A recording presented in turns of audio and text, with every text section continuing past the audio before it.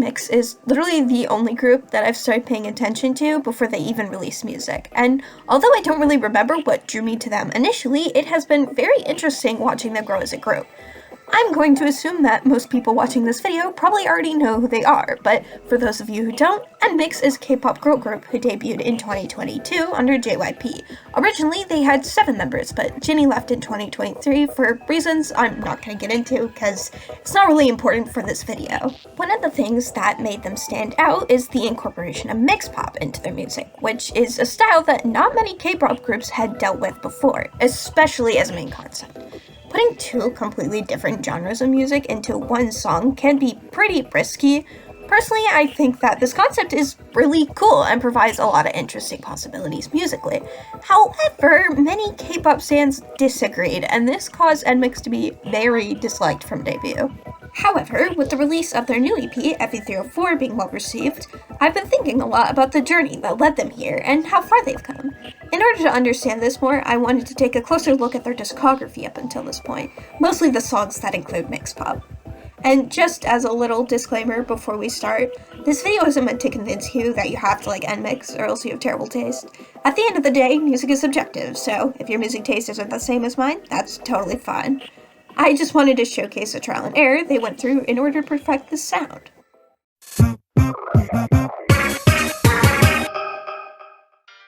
Admare is their debut single, which contains OO as a title track and Tank as a B-side. People hated OO, and although I do think they were a little harsh on it, I do understand why it received this response.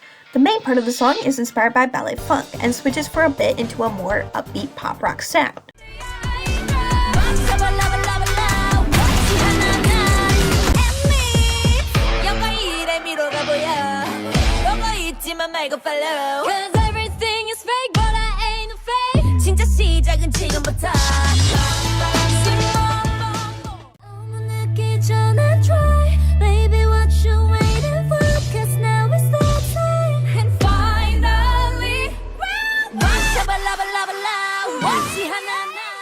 The transition between these 2 genres is very quick. The audio version doesn't lead into the change-up much, which is very off-putting on a first listen. In the music video, there's at least a pause before the sounds actually switch, so it makes it slightly better, but even so, it still catches you off guard if you don't know it's about to happen. However, the transition back into its original sound is actually pretty good, and I think the quickness works in its favor. Despite how messy this song is, I actually quite like it. The idea they were going for is pretty neat, they just need to figure out how to transition 2 different sounds in a cleaner way. To be honest, the most disappointing thing to me about this debut is that Tank wasn't the title track. In the grand scheme of things, I do understand why they chose OO since it better fits the concept they were going for. That being said, JYP very much made it look like Tank was going to be the title track.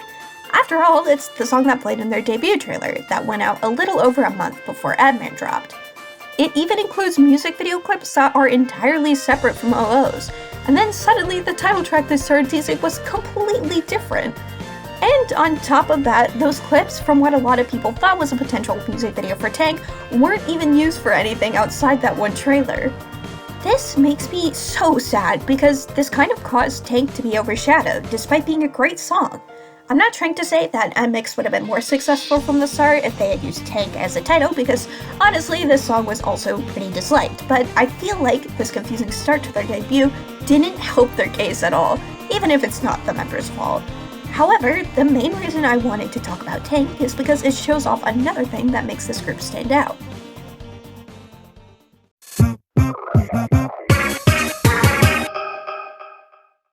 The first time I listened to Tank, it absolutely blew my mind with how good the verses are. The power they put behind their vocals is crazy. Don't even get me started on Lillie's bridge and how good her high notes are. This isn't just a one-time thing either. With each release, they continue to show off how talented they are. I'm not the first one to say this, but Nmixx is genuinely one of the best K-pop groups vocally I've seen in a while. They're all incredibly strong singers, and although it makes sense why Haewon and Lillie are the main vocalists, that's not a diss at the rest of them at all, because Soyu, Jinny, Bae, Jiwoo, and Kyujin can very much hold their own as well. Hell, I thought Soyoon was also a main vocalist before I looked up their positions. I love watching their stage practice videos because you can tell that they're singing live, and their vocals are also incredibly stable despite the complicated choreography. As someone who struggles with breath control, I could simply never achieve such a feat. Having such great vocal potential makes it way easier for Nmixx to explore different genres. Unfortunately, early on this aspect of the group was overlooked a bit. People had already formed their negative opinions and weren't too keen on looking past that. That being said, we still haven't talked about their first comeback yet, so maybe that will be the thing that redeems them.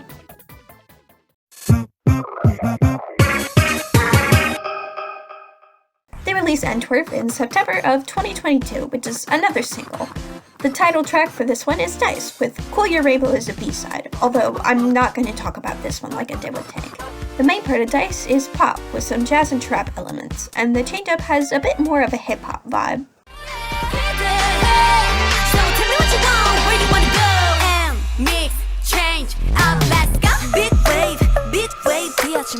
Break it up, 높은 파도 위로 좀 더 유연하게 trouble dribble have pass it perfect보다 높은 number 그 이상을 향해 jump up 현실 같은 dream은 이제 빠져나와 깨어나도 수면 위를 날아 fly high.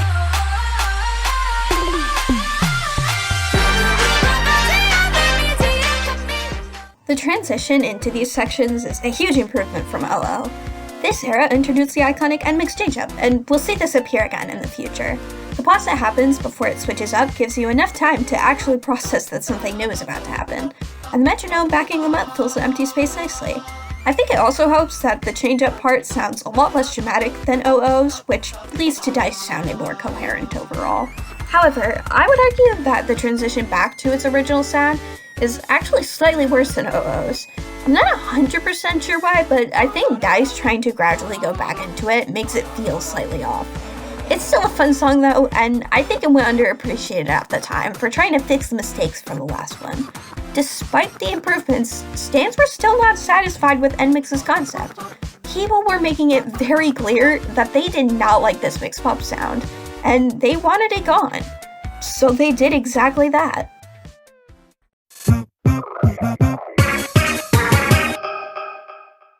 In 2023, Nmixx released their first EP, Exparalco, and none of the songs in it had any mixed pop. This release made me feel like I was going insane, because all of the sudden, people started mourning the loss of their old concept, the very thing they wanted gone. And look, I'm not trying to say that people couldn't have decided between this release and the last that they actually did like Dice or OO, and I'm sure a lot of the people saying this were already fans. However, it felt so strange and frustrating to see a sudden opinion swap from what seemed to be the general public. Regardless, this EP is really solid, and Let Me Like This is a great title track that actually did cause a lot of people to start liking Nmixx. But at the same time, they strayed away from the thing that made them unique, which caused people to have mixed, pun not intended, feelings about it. Something that may or may not have contributed to this is that this was their first release as 6 members. I think perhaps people were kinda hung up on this, and it made it hard for some fans to enjoy this album. Also, this could have caused people to become more attached to their previous songs than they were before, since they contained all 7 members, which would explain why it would seem there were more people that enjoyed the mixed pop sound than there were previously. I don't know any of that for sure though, so take that with a grain of salt. Later in the year, they released another single called A Midsummer's Nmixx Dream, which, again, had zero mixed pop. At this point, a lot of the discourse around their music had died down, so this was just a normal release as far as I'm aware.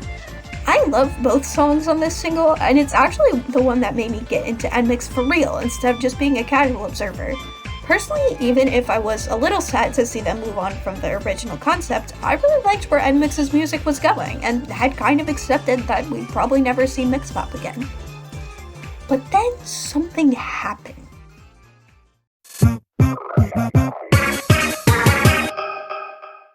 December 4th, 2023, they pre-released a song for a mini album that was going to be put out in the beginning of 2024.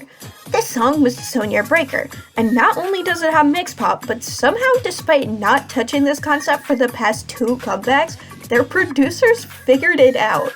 Soñar uses Latin-influenced hip-hop as its main genre, but briefly switches to UK garage.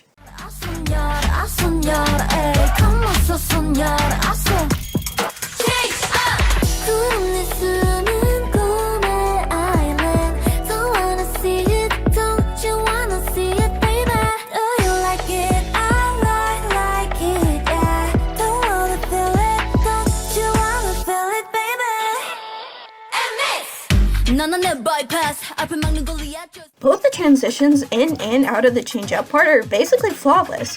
When it switches back to its original sound, the background music pauses, and it makes it sound cleaner than Dice and OO's transitions.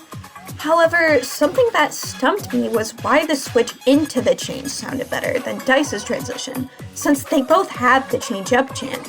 Originally, I thought it was because of the way Soñar's instrumental warped into the next one, but even though Dice's transition isn't the exact same, it still provides a similar function. I'm not the best when it comes to music theory, but despite that, I decided to use my ex-choir kid brain to see if I could uncover anything.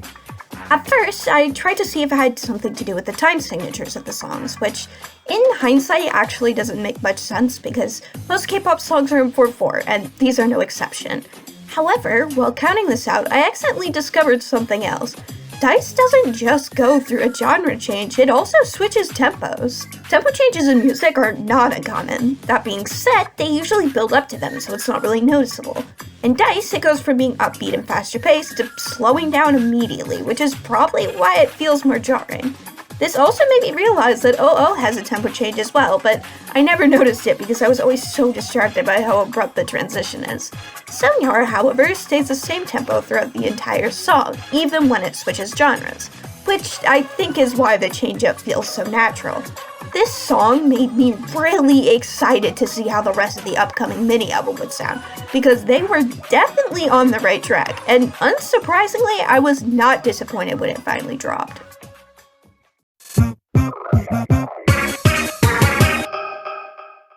I am absolutely obsessed with Fe3O4 Break, and this mini is exactly what Nmixx needed to show that Mixpop can in fact work. This EP has 7 songs total, but I'm only going to go in depth about Dash and Boom, since those are the other Mixpop tracks alongside Soñar. Dash is the title track, and has a bass sound of hip-hop and a bit of jazz that switches into pop-punk during the bridge.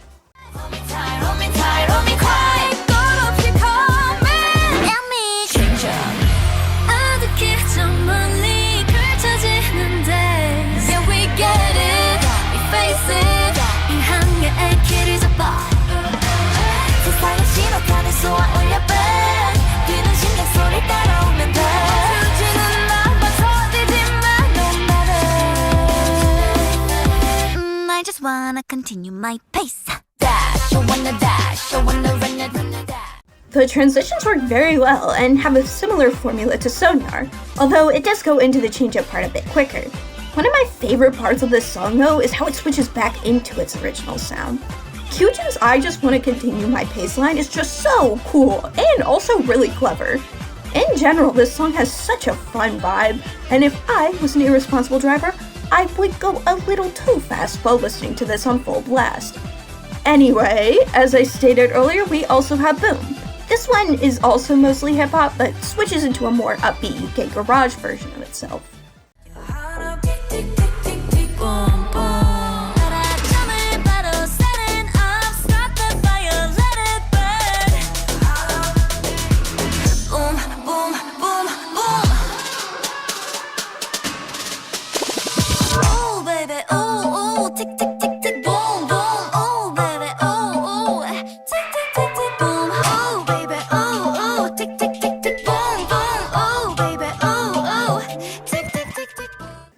Is really interesting to me for a couple of reasons. One is that the tempo speeds up a bit when it changes, but the transition actually builds up to it, so it works way better, and is arguably the smoothest one out of all of them. Also, Boom stays pretty consistent on how it sounds lyrically, which also probably helps it switch so easily. Another reason is that the change-up happens at the end, which is the first time an Nmixx song has done this. This is actually really important because it makes going into the last half of the album way more seamless, since Passion Fruit is a lot closer sound-wise to those last 30 seconds than any of the songs before that. that's one of the things I really love about this album. Despite having the mix pop in all the different genres, it still sounds cohesive. I think it helps a lot that all the change-up parts mesh very well with the last 3 songs, even though they stand out in the ones they're actually in. This mini is such an important step for Nmixx. Finally, in spite of the backlash they had been receiving since debut, they proved that mix pop can sound conventional to the masses, and were able to put something out that I think most people seem to really enjoy. I genuinely could not be happier seeing them finally get the attention they deserve.